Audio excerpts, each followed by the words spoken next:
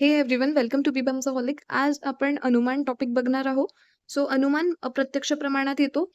अप्रत्यक्ष प्रमाण म्हणजे काय? जे आपल्या इंद्रियांना, आपल्या ज्ञानेंद्रियांना कळत नाही, ज्याद्वारे त्याला ज्ञान होऊ शकत नाही. तर अनुमान इज नथिंग बट प्रेडिक्शन. अनु प्लस मान अनुमान. अनु म्हणजे पश्चात आणि मान म्हणजे मोजमाप किंवा ज्ञानकरण. म्हणजे जे आपल्या समोर नाही आहे अशा गोष्टींबद्दलचे ज्ञान मिळवणे, ते त्याला अनुमान म्हणतात. दोषरहित ज्ञान आहे ज्याद्वारे केले जाते त्याला अनुमान म्हणतात. निरुक्ती दिली आहे अनुमितीकरणम अनुमानम. तर्कसंग्रहांनी सांगितलंय अनुमिती एक प्रकारचं ज्ञान आहे आणि त्याचे असाधारण कारणाला अनुमान म्हटले आहे. परत अप्रत्यक्ष ज्ञान आहे. ही लाईन इम्पॉर्टंट आहे की प्रथम हेतूला बघून नंतर त्या आधारे अप्रत्यक्ष विषयाचे ज्ञान ज्या प्रमाणाद्वारे होते ते अनुमान आहे. म्हणजे तुम्हाला एक गोष्ट दिसत आहे, त्याच्या बेसिसवर तुम्ही जी न बघितलेल्या गोष्टीला प्रेडिक्ट करताय, त्याबद्दलचे ज्ञान मिळवत आहे, त्याला अनुमान म्हणतात. या अनुमानामध्ये आपण काही बऱ्याचशा गोष्टी बघणार आहोत. अनुमिती, व्याप्ती, कुणाला साध्य करायचं आहे, प्रत्यक्ष काय आहे, अप्रत्यक्ष काय आहे. त्यानंतर परिभाषा. येन अनुमीयते तद अनुमान. तर्कभाषेमध्ये रेफरन्स आलेला आहे की ज्यामुळे अनुमिती होते, ज्याबद्दल ज्ञान होते अप्रत्यक्ष गोष्टीचे, त्याला अनुमान म्हणतात. अनुमानम खलु तर्को युक्ती अपेक्षा. अनुमान प्रमाणाचा विशेष विचार करणाऱ्या शास्त्राला तर्कशास्त्र म्हणतात. एक्झाम्पल दिलं आहे, व्यायाम शक्तीच्या आधारावर शारीरिक बलाचे अनुमान लावणे. हे जस्ट एक एक्झाम्पल आहे की नेमकं अनुमान काय आहे, की तुम्ही व्यायाम शक्ती किती करू शकता, त्याच्या बेसिसवर तुमच्या शरीराच्या बलाचे अनुमान प्रेडिक्ट केले जाते. बल प्रेडिक्ट केलं जाते. म्हणजे जी गोष्ट दिसत आहे, व्यायाम शक्ती ही प्रत्यक्ष आहे. शारीरिक बल हे अप्रत्यक्ष आहे. सो जी प्रत्यक्ष गोष्ट आहे त्याच्या बेसिसवर अप्रत्यक्ष गोष्टीबद्दलची माहिती मिळवणे इज ऑल अबाउट अनुमान. त्यानंतर अनुमानाचे लक्षण दिले आहे. अनुपश्चात अव्यभिचारी लिंगालिंगी मियते ज्ञायते येन तद अनुमान. दलनांनी सांगितलं आहे की प्रत्यक्ष वस्तूद्वारे अव्यभिचारी म्हणजे अविरोधी, म्हणजे सिमिलर लक्षणाने युक्त जी दुसरी वस्तू आहे, लिंगालिंगी. लिंग म्हणजे लक्षण आणि लिंगी म्हणजे ज्याचे लक्षण आहे ते. सो प्रत्यक्ष वस्तूद्वारे सिमिलर लक्षणांनी एखादी वस्तू, त्याबद्दलचे जे ज्ञान होत आहे, दॅट इज अनुमान. लिंगाच्या परामर्शाने, परामर्श म्हणजे डिस्कशन, लक्षणांचे डिस्कशन वरून अनुमिती केली जाते. म्हणजे एक लक्षण तुम्हाला माहिती आहे, त्याच्या बेसिसवर तुम्ही दुसरं लक्षण प्रेडिक्ट करत आहे, ज्यामुळे वस्तूला जाणले जाते आणि त्यामुळे तुम्हाला वस्तू माहिती होत आहे, ते आहे अनुमान. व्याप्ती बलेनार्थ गमकम लिंगम. तर्कभाषांनी लिंगाबद्दल सांगितलंय की ज्याद्वारे तुम्ही प्रेडिक्ट करताय, जे पॉइंट्स तुम्ही यूज करत आहे प्रेडिक्शन लावण्यासाठी, दॅट इज लक्षण और लिंग. त्यानंतर स्वरूप दिले अनुमानाचे स्वरूप. ज्ञातातून अज्ञातात झेप, म्हणजे जे तुम्हाला माहिती आहे त्याच्या बेसिसवर जे माहित नाहीये त्याच्याबद्दलची माहिती घेणे. अनुमितीचे असाधारण कारण म्हणजे अनुमान, आणि जे तुम्हाला ज्ञात आहे, जे माहिती आहे त्याच्या थ्रू तुम्ही अज्ञात असलेल्या गोष्टींबद्दलची जी माहिती मिळवत आहे, हे आपण अनुमानमध्ये बघणार आहोत. हा एक्झाम्पल, धुमाचे प्रत्यक्ष ज्ञान झाल्यावर अप्रत्यक्ष अग्नीचे ज्ञान होणे. हेच एक्झाम्पल आपण सगळ्या केसेसमध्ये पूर्ण चॅप्टरमध्ये बघणार आहे. धूम इथं आहे प्रत्यक्ष गोष्ट. जे आपल्याला दिसत आहे ते आहे धूम, आणि जे आपल्याला दिसत नाहीये ते आहे अप्रत्यक्ष अग्नी. म्हणून धूम प्रत्यक्ष, अग्नी अप्रत्यक्ष. धूमाचे प्रत्यक्ष ज्ञान झाल्यावर अप्रत्यक्ष अग्नीचे ज्ञान होणे, हे आहे संपूर्णपणे अनुमान. आता या एक्झाम्पलशी रिलेटेड ज्या काही गोष्टी आहेत त्या आपण पुढे पॉइंट्समध्ये बघणार आहे. पहिलं पॉइंट आहे अनुमिती. परामर्शजन्य ज्ञान अनुमिती. तर्कसंग्रहांनी सांगितलंय की परामर्शापासून, डिस्कशनच्या थ्रू तुम्हाला जे हिंट्स यूज करून जो माहिती मिळत आहे त्याला अनुमिती म्हणतात. आणि अनुमितीचे करण, अनुमिती ज्याद्वारे होते त्याला अनुमान म्हणतात. उदाहरण, पर्वत अग्निव्याप्य धुराने युक्त, म्हणजे परामर्श व त्यावरून पर्वत अग्निमान आहे हे ज्ञान होणे म्हणजे अनुमिती. सगळ्यात प्रथम ह्या एक्झाम्पलला लक्षात ठेवून तुम्हाला ह्या गोष्टींचा अभ्यास करायचा आहे. अनुमिती म्हणजे काय, की पर्वत अग्निमान आहे. सगळ्यात अगोदर आपल्याला जे दिसत आहे ते धूर आहे, जे दिसत नाही आहे ते अग्नी आहे. अनुमानचं इम्पॉर्टन्स हेच आहे की प्रत्यक्ष जी गोष्ट दिसत आहे त्याच्या बेसिसवर तुम्ही अप्रत्यक्षाबद्दल माहिती घेताय. म्हणजे काय, की धुमावरून किंवा धुरावरून तुम्ही अग्निबद्दलची माहिती घेताय. सो अग्नी ज्या ठिकाणी आहे त्याला पक्ष म्हणतात, म्हणजेच इथं आपण पर्वत, हे आपण पुढे बघणारच आहोत. तर अनुमिती म्हणजे पर्वत अग्निमान आहे, याबद्दलचे ज्ञान होणे हे अनुमिती आहे. तुम्हाला सगळ्या गोष्टी मिक्स करायची गरज नाहीये. जेवढं सेपरेट करून, जेवढं इंडिव्हिज्युअली एक एक टॉपिक बघणार तेवढं ते क्लिअर राहील, आणि ॲज पर द क्वेश्चन तुम्हाला त्या गोष्टी सगळ्या मर्ज करायचे. दुसरं पॉइंट आहे व्याप्ती. हेतू साध्ययोग अविनाभाव संबंध व्याप्ती साहचर्य नियमो व्याप्ती. तर्कदीपिकांनी सांगितलंय यत्र यत्र धूम तत्र तत्र अग्नी इति साहचर्य नियमो व्याप्ती. तर्कसंग्रहांनी सांगितलेलं आहे. म्हणजे काय, व्याप्य आणि व्यापक मधले असलेला परस्पर संबंध त्याला व्याप्ती म्हणतात. हे डेफिनेशन झालं. तर आता व्याप्य काय आणि व्यापक काय? व्याप्य म्हणजे हेतू, जो रिझन आहे. इथं आपलं रिझन काय आहे? धूर, ज्याच्या थ्रू आपण गोष्टी बघत आहे. आणि व्यापक म्हणजे साध्य, जिसे हमको प्रूफ करना है, दॅट इज अग्नी. सो हेतू म्हणजे धूर.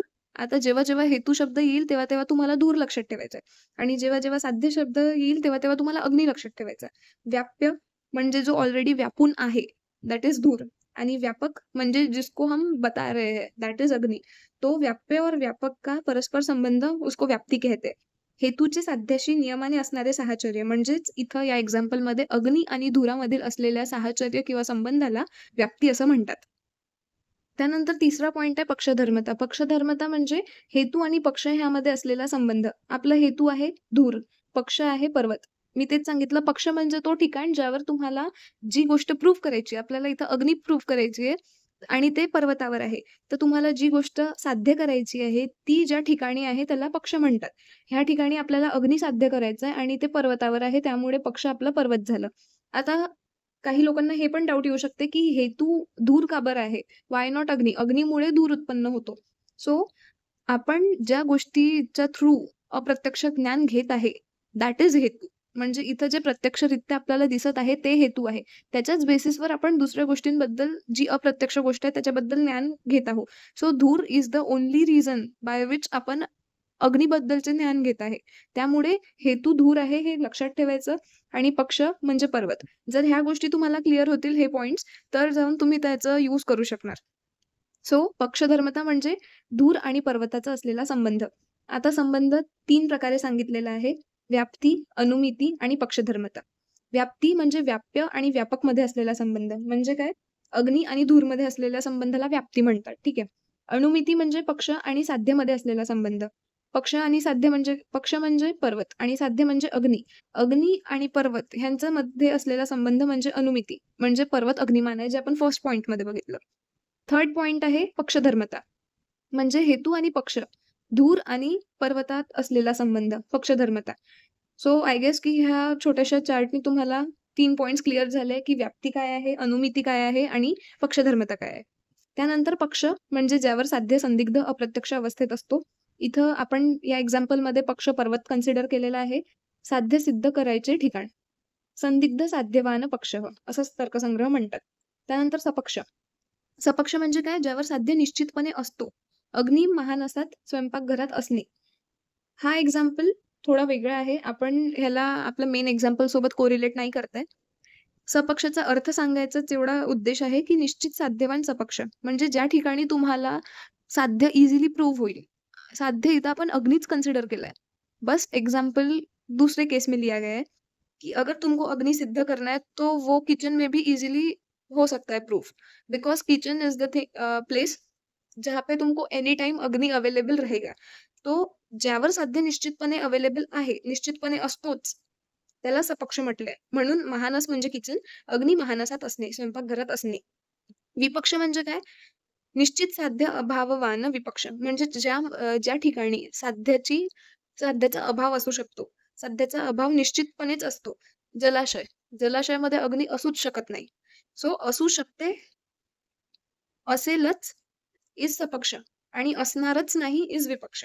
अग्नी या ठिकाणी असेलच आणि या ठिकाणी असणारच नाही, हे डिफरन्स आहे सपक्ष आणि विपक्षामध्ये. त्यानंतर साध्य, अनुमानाने सिद्ध करायचे ते साध्य आहे, इथं अग्नी साध्य आहे.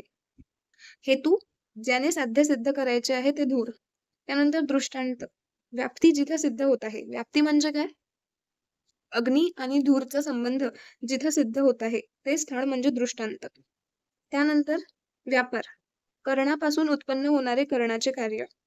लिंग, लिंग म्हणजे माहितीये लक्षण. हेतू, कारण आपल्याला त्या लक्षणावरूनच पुढची माहिती मिळत आहे. सो लिंग म्हणजे लक्षण, हेतू, साध्य सिद्ध करायचं साधन, नथिंग बट धूर. लिंगी, साध्य. लिंग काय आहे, लिंगी काय आहे, हेतू कोण आहे, साध्य कोण आहे, पक्ष काय आहे, पक्षधर्मता काय आहे, अनुमिती काय आहे, व्याप्ती काय आहे, ह्या सगळ्या गोष्टी तुम्हाला क्लिअर असल्या पाहिजे. लिंगी म्हणजे साध्य, हेतूने पक्षावर ज्याला सिद्ध करायचे आहे ते, आणि हिअर लिंगी इज अग्नी. सो लिंग म्हणजे धूर, हेतू म्हणजे धूर, व्याप्य म्हणजे धूर, हे लक्षात ठेवायचं. अग्नीसाठी लिंगी शब्द वापरला आहे, साध्य शब्द वापरलेला आहे, व्यापक शब्द वापरलेला आहे. फायनली आपण एक इम्पॉर्टंट टॉपिकवर येत आहोत, पंचावयव वाक्य. हे SAQ साठी विचारतातच. काय आहे पंचावयव वाक्य? प्रतिज्ञा, हेतू, उदाहरण, उपनय, निगमन आणि पंचावयव तर्कसंग्रहांनी सांगितलेलं आहे. त्या पंचावयव वाक्यामध्ये प्रतिज्ञा येते, हेतू येतं, उदाहरण, उपनय, निगमन हे 5 गोष्टी येतात. प्रतिज्ञा म्हणजे काय? साध्य निर्देश प्रतिज्ञा. न्यायाकारांनी सांगितलेलं आहे. पर्वतो अग्निमान इति प्रतिज्ञा तर्कसंग्रहांनी सांगितलंय. तर्कसंग्रहांनी एक्झाम्पलचं विथ रिस्पेक्ट टू सांगितलेलं आहे, पर्वतो अग्निमान इति प्रतिज्ञा, म्हणजे पर्वत अग्निमान आहे ही गोष्ट सांगणे. पक्षावर साध्याच्या सिद्धीसाठी जे सिद्धांत वाक्य आहे दॅट इज प्रतिज्ञा, की पर्वत अग्निमान आहे. एक सिंपल स्टेटमेंट ज्याच्या थ्रू तुमचं अनुमान सिद्ध होत आहे, पर्वत अग्निमान आहे. त्यानंतर हेतू काय आहे? धूमत्वाद इति हेतू तर्कसंग्रहांनी सांगितलंय. साध्याच्या साधनाला, म्हणजे साध्याचे साधन म्हणजे हेतू, हेतू म्हणतात, साध्याच्या साधनाला हेतू म्हणतात. हेतू is nothing but reason, cause, पुरावा. धूम या कारणाने वन्हीची सिद्धी होते, वन्ही साध्य होते ते. त्यानंतर उदाहरण, यो यो धूमवान इति उदाहरणम यथा महानसः तर्कसंग्रहांनी सांगितलंय की जे जे धूमवान असते ते ते अग्निमान असते, हे उदाहरण म्हणून त्यांनी एक्सप्लेन केलंय. ह्यामध्ये तुम्ही तुमचे एक्झाम्पल्स टाकूच शकत नाही, जे आहे ते तसेच्या तसेच लिहिणं अपेक्षित असतं. त्यानंतर उपनय, व्याप्ती, विशिष्ट, हेतू, पक्ष, म्हणजे पर्वतावर धूम आहे, पर्वतावर अग्नी आहे, ते झालं अनुमिती जे आपण प्रतिज्ञेद्वारे सांगत आहे. पर्वतावर धूम आहे हे पक्षधर्मता झाली, जे आपण उपनयद्वारा सांगत आहे. त्यानंतर निगमन, हेतूला प्रदर्शित करून प्रतिज्ञेचा पुनः उच्चार करणे, म्हणजे हेतू को मेंशन करके जो प्रतिज्ञा कही है उसको फिर से बोलना. पर्वत वन्यमान आहे बिकॉज ऑफ धूर. त्यानंतर पंचावयव वाक्य जे आहे त्यांचे महत्व काय आहे? विषयाच्या निर्णयासाठी, सिद्धांताच्या स्थापनेसाठी, हेतू, दृष्टांत, उपनय व निगमाच्या द्वारे वादाचा उल्लेख. त्यानंतर उपनयाद्वारे साध्य आणि साधकाचा समवाय संबंध स्थापित होतो. निगमन हे पंचावयवी वाक्याचा आत्मा आहे. निगमन वस्तूच्या सुस्पष्ट आणि योग्य ज्ञानासाठी पंचावयवाचे योगदान आहे. त्यानंतर दुसरा एक इम्पॉर्टंट टॉपिक आहे अनुमान प्रकार. अनुमानाचे प्रकार हे सुद्धा व्हेरी इम्पॉर्टंट आहे, बिकॉज चरकोक्त अनुमान प्रकार सांगा, न्यायोक्त अनुमान प्रकार सांगा, असं स्पेसिफिक विचारलं जातं SAQ साठी, किंवा ह्याला LAQ मध्ये सुद्धा विचारले जाऊ शकतात along with some other sub question. So अनुमानाचे 4 क्लासिफिकेशन आहे, व्याप्तीभेदाने, चरकोक्त पद्धतीने, न्यायोक्त पद्धतीने आणि तर्कसंग्रहोक्त पद्धतीने. व्याप्तीभेदाने अन्वय व्याप्ती, व्यतिरेक व्याप्ती, अन्वय व्यतिरेक व्याप्ती. अन्वय काय आहे? अन्वय म्हणजे प्रेझेन्स, पॉझिटिव्हनेस. हेतू व साध्याचा होकारात्मक संबंध, म्हणजे धूम आहे तर अग्नी असेल, जिथे धूम तिथे अग्नी. पॉझिटिव्हली जर तुम्ही घेत आहे तर ते अन्वयी अनुमान झालं. व्यतिरेक म्हणजे नेगेटिव्ह, म्हणजे नाही आहे, ॲब्सेन्स प्रेडिक्ट करत आहे. साध्य व हेतूच्या नकारात्मक संबंध, जिथे अग्नी नाही तिथे धूमही नाही. अन्वयी अनुमानामध्ये तुम्ही त्यांचा प्रेझेन्स सांगितलेला आहे की धूम आहे तर अग्नी आहे, जिथे धूम तिथे अग्नी. व्यतिरेकमध्ये तुम्ही त्याचा ॲब्सेन्स प्रेडिक्ट करत आहे, म्हणून नेगेटिव्ह सेंटेन्स होत आहे ते. जिथं अग्नी नाहीये तिथं धूमही नसणार. अन्वय व्यतिरेकीमध्ये धूम असेल तर अग्नी असेल आणि अग्नी नसेल तर धूमही नसेल. आता तुम्हाला कन्फ्युजन होऊ शकते, त्यामुळे एक गोष्ट काय लक्षात ठेवायची आहे, अन्वयी अनुमानमध्ये अगोदर धूम लिहायचं, म्हणजे अगोदर तुम्हाला जे माहिती आहे ते लिहायचं. जे तुम्हाला माहिती असेल त्याबद्दल तुम्ही जर सांगाल अगोदर तर ते एक पॉझिटिव्ह इम्पॅक्ट क्रिएट करेल. त्यामुळे जिथे धूम तिथे अग्नी, आणि तुम्हाला माहित नसलेली गोष्ट जर तुम्ही आधी सांगितली तर त्याच्यामुळे नेगेटिव्ह इम्पॅक्ट पडू शकतो. त्यामुळे जिथे अग्नी नाही तिथे धूमही नाही, हे व्यतिरेकी अनुमान, असं तुम्ही त्याला लक्षात ठेवून लिहू शकता. त्यानंतर चरकोक्त अनुमान प्रकार जे आहे ते कालावर बेस्ड आहे, त्रैकालिक आधारावर. पहिले आहे वर्तमानकालीन अनुमान, म्हणजे जे तुम्हाला प्रेझेंटी होत आहे त्याच्यावरून जे अनुमान होत आहे, म्हणजे धुमावरून अग्नीचे अनुमान. तुम्हाला धूम दिसतंय आणि त्याच्यावरून तुम्ही अग्नीला प्रेडिक्ट करताय. भूतकालीन अनुमान म्हणजे गर्भदर्शनावरून जे ऑलरेडी झालेलं आहे मैथुन त्याबद्दलचे अनुमान करणे. भविष्यकालीन अनुमान मध्ये जी गोष्ट घडून येणार आहे, बीजापासून वृक्ष बनेल, ह्याचे अनुमान लावणे. हे झालं चरकोक्त अनुमान प्रकार. त्यानंतर न्यायदर्शनोक्त प्रकार जे आहे ते थोडंफार चरकोक्त प्रकारासारखंच आहे. पूर्ववत अनुमान म्हणजे चरकोक्त भविष्यकालीन, जे पूर्वी घडेल. कार्यरूप वर्षाचे कारण आहे ढग. म्हणजे वर्षा होणार आहे, पण ते तुम्हाला कशावरून लक्षात येत आहे? ढगावरून. तुम्हाला त्यांचे तेच एक्झाम्पल यूज करायचे आहे. चरकोक्त भविष्यकालीनमध्ये तुम्हाला वर्षा लिहायची नाहीये. शेषवत म्हणजे जे भूतकालीन आहे, ऑलरेडी घडलेलं आहे. गर्भावरून मैथुनाचे अनुमान लावणे. सामान्य तोदृष्टमध्ये चरकोक्त वर्तमानकालीन म्हणजे धुरावरून अग्नीचे अनुमान लावणे. त्यानंतर तर्कसंग्रहोक्त 2 प्रकार आहे. अनुमानम द्विविधम, स्वार्थ परार्थचम. स्वार्थानुमान म्हणजे अनुमिती जी स्वतःपुरती मर्यादित असते. म्हणजे तुम्हाला एखादी गोष्ट माहिती आहे, बट ते तुम्ही स्वतःपुरतं ठेवत आहे, दॅट इज स्वार्थानुमान. परार्थानुमान म्हणजे स्वतःला माहीत झालेली अनुमिती, पंचअवयवी वाक्य जे आपण बघितले, त्याच्या थ्रू तुम्ही दुसऱ्यांना सांगत आहे आणि पटवून देत आहे, ते झालं परार्थानुमान. त्यानंतर अनुमानाचे उपयोग आणि महत्त्व आपण बघणार आहे. प्रत्येक गोष्ट जे आपण पदार्थ विज्ञानमध्ये बघत आहे, त्याचं महत्त्व आणि उपयोग हे एक्झाम पॉइंट ऑफ व्ह्यूने खूप इम्पॉर्टंट आहे. कारण ते तुम्हाला क्वेश्चनमध्ये विचारतात. ज्या इंद्रियाने प्रत्यक्ष ज्ञान होते, ते इंद्रिय स्वयं अप्रत्यक्ष आहे. ट्रू. आपण जे इंद्रियांची गोष्ट करत असतो, घ्राणेंद्रिय, स्पर्शनेंद्रिय, ज्याद्वारे आपल्याला प्रत्यक्ष ज्ञान होते, पण ते इंद्रिय आपण कुठे बघितले? ते स्वतः अप्रत्यक्ष आहे. त्यानंतर प्रत्यक्ष आणि आप्तोपदेश प्रमाण बाहेरचे जे विषय आहे, ते अनुमान प्रमाणाने सिद्ध होते. ज्या गोष्टी आपण बघून किंवा आप्तोपदेश दुसऱ्यांच्या सांगण्यावरून जे माहिती नाही होत ज्ञान आपल्याला, ते आपण अनुमानाने मिळवू शकतो. प्रत्यक्ष प्रमाणाने सीमित ज्ञान, पण अप्रत्यक्ष ज्ञानाची सीमा फार मोठी आहे. प्रत्यक्ष प्रमाणावर तुम्हाला जे दिसत आहे, तुम्ही त्याच गोष्टींबद्दल माहीत करू शकता. बट अप्रत्यक्ष ज्ञानामुळे तुम्हाला ज्या गोष्टी माहिती नाहीये, त्याबद्दलही तुम्ही काहीही प्रेडिक्ट करू शकता. पूर्वजन्माच्या समर्थनासाठी अनुमान प्रमाणाचा प्रयोग केलेला आहे. जर तुम्हाला पूर्वजन्माबद्दल काही बोलायचं आहे, तर ते प्रत्यक्षरित्या तुम्ही सांगू शकणार नाही. त्यासाठी तुम्हाला अप्रत्यक्ष स्पेसिफिकली अनुमान प्रमाणाचा यूज करावा लागतो. शरीर रचनेच्या दृष्टिकोनातून सुद्धा अंग-प्रत्यंगाचे ज्ञान, त्यानंतर आभ्यंतर अवयवाची प्राकृत-विकृत स्थिती, हे सगळं आपण प्रेडिक्ट करत असतो. एका हिंटवरून, एका हेतूवरून आपण त्या गोष्टी साध्य करत असतो. म्हणजे अनुमान प्रमाणाचा इथं सुद्धा प्रयोग होतो. त्यानंतर शारीरक्रिया विज्ञानाच्या दृष्टिकोनातून शरीरस्थ दोष, धातू, मल, वायू प्रकार, स्थान, चयापचय क्रिया हे सगळे अनुमानजन्य आहे. धातू आहेत, मल आहेत, वायूची प्रतिलोम गती, अनुलोम गती, त्यानंतर विकृत स्थिती काय आहे कुठल्या दोषाची, प्राकृत स्थिती काय आहे, हे सगळे अनुमानजन्य गोष्टी आहे. त्या प्रत्यक्षपणे आपण बघू शकत नाही. त्या कुठल्यातरी एका छोट्याशा कारणावरून आपण त्याची अनुमिती घेतो. त्यानंतर मोहाचे अनुमान अज्ञानावरून असे बरेचसे एक्झाम्पल बुकमध्ये दिले आहेत, ते तुम्ही लक्षात ठेवा. स्मृतीचे अनुमान स्मरणशक्तीवरून म्हणजे मेमरीवरून तुम्ही किती चांगलं लक्षात ठेवू शकता हे अनुमान, हे प्रेडिक्शन काढता येतं.